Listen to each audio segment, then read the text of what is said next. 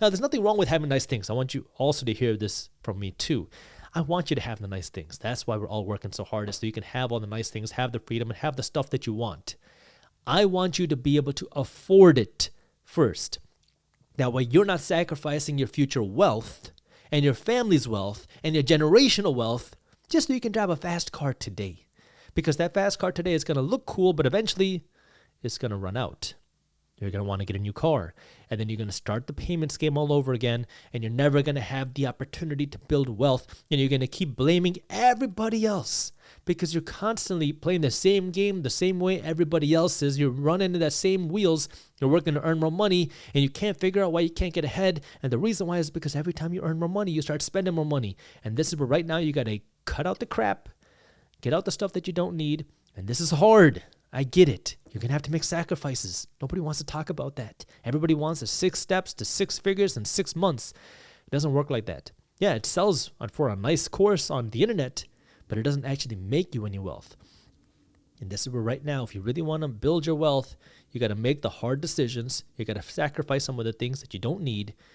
Then you got to work to earn more money. Then you got to pay down the debt. That way, then once you do that, you never end up in this situation again. And now what you're doing is when you're earning more money and you're spending less money, you're doing it that way you can invest, because your investments are what is going to make you wealthy. Your investments are what's going to allow you to have financial freedom. Your investments are what's going to buy you that ticket. That way you can live the life that you want. It's not going to be your savings. It's not your salary. It's your investments. But you can't build these investments if you're loaded up on debt, because now your mind and your money is going to be going to pay down this debt, especially if it's high interest debt, which is where now you have to understand how to use the system to your advantage. Now, I said earlier in this video that I only use a credit card to make my purchases, and this is where I want you to understand why I only use a credit card to make my purchases. A couple months ago, I was shopping for an Airbnb, and I found an Airbnb that I wanted. I'm actually recording this in an Airbnb right now, but I found an Airbnb that I wanted, and I reserved the Airbnb. Now, what I didn't realize what was going to happen was they took a huge deposit, which I didn't really think that was a big deal because I was going to take that Airbnb anyways. The Airbnb was listed as a 3-bedroom. I needed a 3-bedroom Airbnb.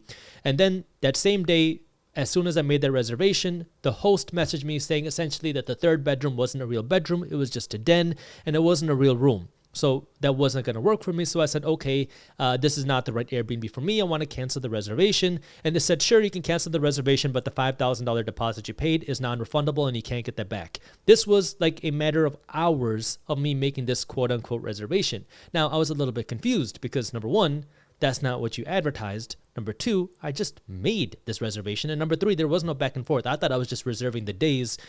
So I just didn't understand how that process worked. So I tried to file for a refund. The host refused to give it to me. I talked to Airbnb.